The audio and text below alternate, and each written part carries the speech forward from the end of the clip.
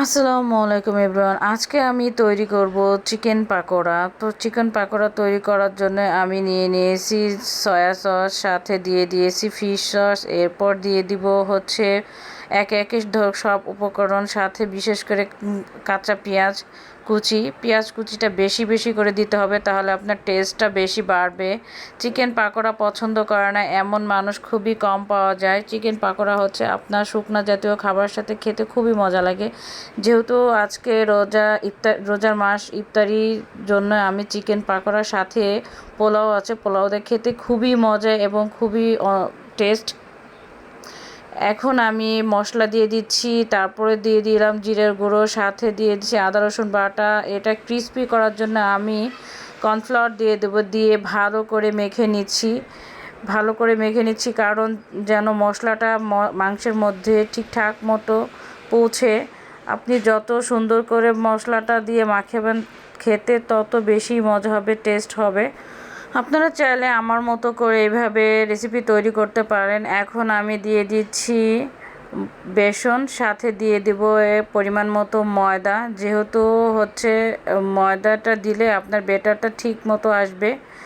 তো আমি মাখাতে গিয়ে দেখি আমার পাত্রটা ছোট হয়ে গেছে, জন্য আমি এখন আমার পাত্রটাকে চেঞ্জ করে নেব। নেওয়ার পরে এখন হচ্ছে আমি আস্তে করে ভালো করে মেখে নেব। তো মাখার জন্য আমাকে পরিমাণ মতো পানি দিতে হবে। তো আমি একটু একটু করে মেখে নিচ্ছি আর একটু একটু করে পানি দিচ্ছি, কারণ ব্যাটার ঠিক রাখার জন্য আপনাকে একটু একটু করে পানি দিয়ে একটু একটু করে মাখিয়ে নিতে হবে, কারণ বুঝে নিতে হবে, কারণ ব্যাটার ঠিক মতো না হলে আপনার চিকেন পাকোড়াটা মজা হবে না। এদিকে আমি চুলায় তেল গরম দিয়ে দিয়েছিলাম আর মাখাচ্ছিলাম। যেহেতু চুলার তেল গরম হয়ে গেছে, তাই আমি একে একে করে চিকেন পাকোড়া দিয়ে দিব। যতটুকু দরকার আমি ওইভাবে একে একে করে চিকেন পাকোড়া দিয়ে দিচ্ছি। চিকেন পাকোড়াটা খেতে অনেক মজা, আপনারা বাসায় এভাবে ট্রাই করে দেখবেন চিকেন পাকোড়াটা, আর বানিয়ে খেয়ে বলবেন কেমন হয়। আমার মতো করে ট্রাই করে দেখবেন, খুবই মজাদার একটি রেসিপি। তো এইভাবে চিকেন পাকোড়া দেওয়ার পরে যখন একটু হয়ে আসবে, আমি একে একে করে এটাকে আমি উল্টিয়ে দিব। সবটা আমি উল্টিয়ে দেওয়ার পরে হচ্ছে আপনার যখন এটি হয়ে যাবে, তখন আমি উল্টিয়ে দিবেন একে একে। আগে দেখে নেবেন যে ঠিকঠাক মতো হয়েছে কি না। যখন এপিট হবে তখন আমি ভালো করে এটাকে উল্টিয়ে দিচ্ছি। দেওয়ার পরে এখন প্রায় আমার শেষের দিকে, তাই আমি এখন এটাকে তুলে নিব।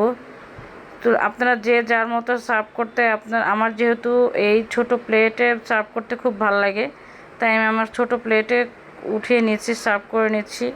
যেহেতু আমার হাতে সময় ছিল না, তাই আমি সুন্দর করে ডিজাইন করতে পারিনি, কারণ প্রায় শেষের দিকে ছিল, এদিকে আজান দেওয়ার পথে চলে আসছিলো। তাই এই যে এইভাবে আপনারা রেসিপিটা তৈরি করে দেখবেন, খুবই মজাদার এবং খুবই হেলদি একটা ফুড।